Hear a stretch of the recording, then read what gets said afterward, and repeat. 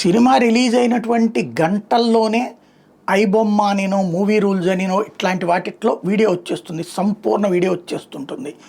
అట్లాగే దాని మీద ఎన్ని రకాల ప్రయత్నాలు చేసినా, ఆ బ్రౌజర్లు దానికోసం ఎన్ని ప్రయత్నాలు చేసినా ప్రపంచంలో ఆ మూల ఈ మూల కనెక్ట్ అవుతూ ఉంటుంది. ఎప్పటికీ ఇంతవరకు వర్కౌట్ కాలేదు. ముందు అసలు ఎక్కడ తీస్తున్నారు వీళ్ళు? థియేటర్లో వాళ్ళతో కుమ్మక్కై తీస్తున్నారని, లేదా థియేటర్ వాళ్ళే తీస్తున్నారని, లేదంటే కనుక ఆ నిర్మాత తరపునోళ్ళు లేకపోతే వాళ్ళు అట్లాంటి వాళ్ళు చేస్తున్నారని, ఇట్లాంటి రకరకాల ప్రచారాలు ఉన్నాయి. కానీ వాస్తవం ఏంటో ఇప్పటి వరకు తేల్చలేదు. ఈవెన్ పైరసీ మీద సినిమాలు కూడా తీసేశారు, బట్ ఏమీ తేలలేదు.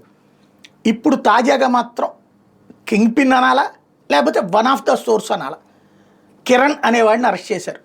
వాడు ఆంధ్రావాడు, ఏసీ మెకానిక్ అట. తన ఏసీ మెకానిక్ షాప్ ఎదురుగుండానే సినిమా హాల్ ఉందట. ప్రతి సినిమా థియేటర్లోకి వెళ్ళి కూర్చుంటాడు ఎదురుగుండానే, కాబట్టి అందరితో సరదాగానే ఉంటాడు, కూర్చుంటాడు.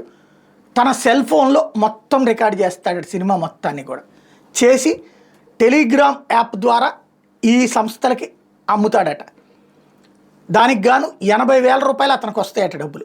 అది కూడా అకౌంట్లో కాకుండా క్రిప్టో కరెన్సీలో వేస్తారట డబ్బులు, లేదంటే వేరే మార్గంలో. దాన్ని ఇతను కన్వర్ట్ చేసుకుంటాడట. ఇప్పటికీ 65 సినిమాలు 2019 నుంచి అతని పరిస్థితి చేస్తూనే ఉన్నాడట. 65 సినిమాలు ఇట్లా ఇచ్చాడట, అమ్మాడట.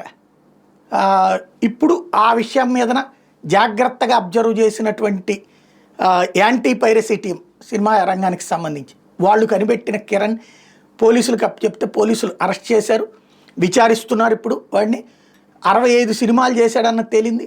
వాస్తవంగా గత 2019 నుంచి ఇప్పటిదాకా సినిమాల పైరసీ కారణంగా కనీసం 3,500 కోట్ల రూపాయలు కోల్పోయి ఉంటారని అంచనా వేస్తున్నారు. ఈ 3,500 కోట్లు నిర్మాతలు కోల్పోయారు. హీరో డబ్బులు హీరోకి వచ్చేస్తాయి, యాక్టర్ల డబ్బులు యాక్టర్లకు వచ్చేస్తాయి, మిగతా వాళ్ళందరికీ వస్తాయి. నష్టపోయేది నిర్మాత, డిస్ట్రిబ్యూటర్.